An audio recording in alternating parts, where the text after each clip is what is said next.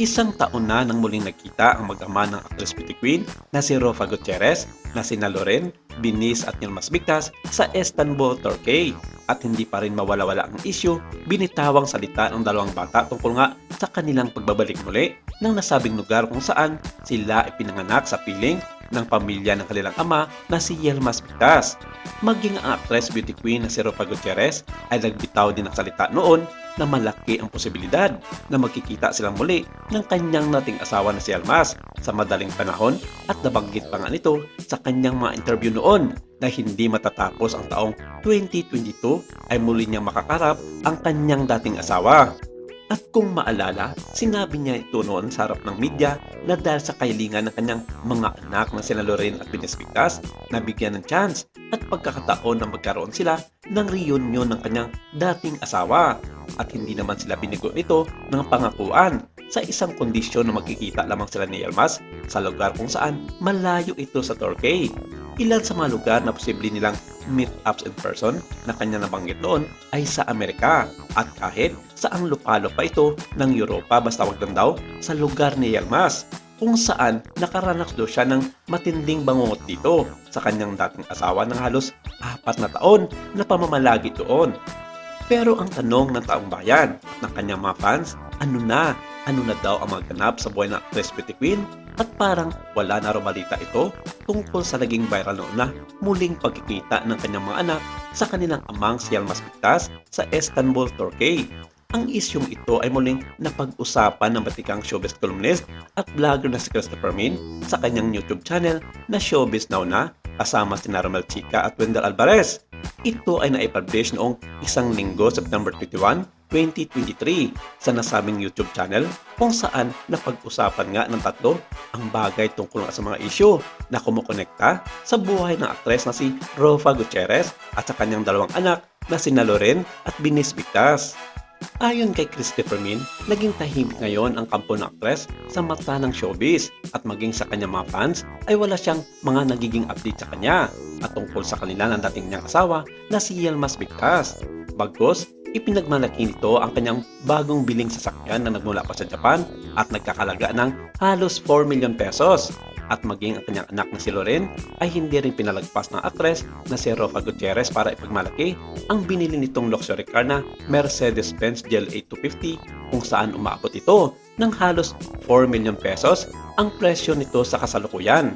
At ito ang mga bagay na ipinagtataka ng grupo ng Christopher Min kung saan buhay prinsesa at na raw ang pamilya ng aktres sa kabila ng mga dinadaing nito sa buhay when it comes to financial issues. Sa ad niya, alam mo Romel at Wendell, ipinagtataka ko lang itong buhay sa ngayon ng aktres pati na ang kanyang pamilya. Alam ko naman ang kanyang kapasiti kung pinansyal ang pag-uusapan at talagang happy-go-lucky ang mga ito. Gastos doon, gastos dito, alam niyo yon, very unusual para sa isang artista o sa pamilya ng mga artista yung sabay kayong gumasta ng milyon-milyon para sa mga luho nyo. Grabe, wala ako may masasabi dito. Ikaw na. At sure ako na kaingitan ka ng kapwa nyo artista. Ito Romel, halimbawa lang to ha. Nalalaman ko lang sa ibang tao na mas nanaisin pa nila na higpitan at suriin ng maayos ni Yilmaz ang mga posibleng ipapamana niya sa kanyang mga anak kay Rofa at otherwise alam nyo na kung ano ang mangyayari. Buhay nga naman. Samantala, super happy naman si Loren Gutierrez Bigtas, panganay na anak ni Rofa Gutierrez, sa kanyang latest achievement kung saan nakabili siya ng sariling luxury car. Sa edad na 20 ay nagmamay-ari ang dalaga ng isang Mercedes-Benz na fully paid in cash pa. Kaya naman marami ang nagulat sa balitang ito, lalong-lalo na ang mga kritiko ng pamilya Gutierrez at maging ng aktres na si Rofa. Ang masayang balita ay binahagi ni Loren sa pamamagitan ng isang video na uploaded sa kanyang TikTok page noong Martes, September 19, kung saan proud niyang ibinida ito at ang kanyang kakayahan na mag-drive ng isang mamahaling luxury car. I just got to school and wanted to do a little touch of makeup while giving you guys the huge life update that I did buy my very first car at 20 years old. It is fully paid for by me and I bought it in cash. I got this car about a week ago and wanted to wait a little bit, drive it around, make sure I love it before I announced it or told anyone about it. It's a Mercedes-Benz GLE 250 and she is perfect. I didn't think it would be possible to do, but with some hard work, prayer, manifestation, I got it done.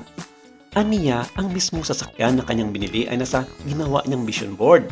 Nung una nga ay naisip niyang imposibleng mabili niya ang pangarap na sasakyan. Dagdag pa niya, this is the biggest, most expensive things I ever bought myself and it was definitely a scary decision to make. But I believe it's really a good investment for me. I'm happy with the car and I'm really proud of myself that I was able to do this. I have my own car. I'm so unbelievably proud of myself. If there's a goal that you wanna reach, if there is something that you wanna get now feels impossible, I'm letting you know with the right amount of dedication, hard work, prayers and love, it is possible.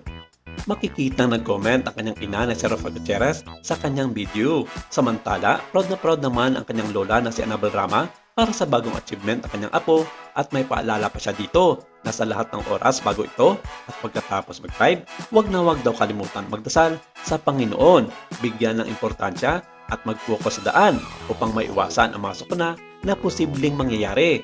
Nagbiro pa nga ito, nagayain daw siya sa kanyang estilo sa pagdadrive na halos 30 years na niya itong ginagawa ay ni isang pangyayari ay hindi siya na-aksidente man lamang o nahuli ng otoridad dahil sa mga violation sa daan.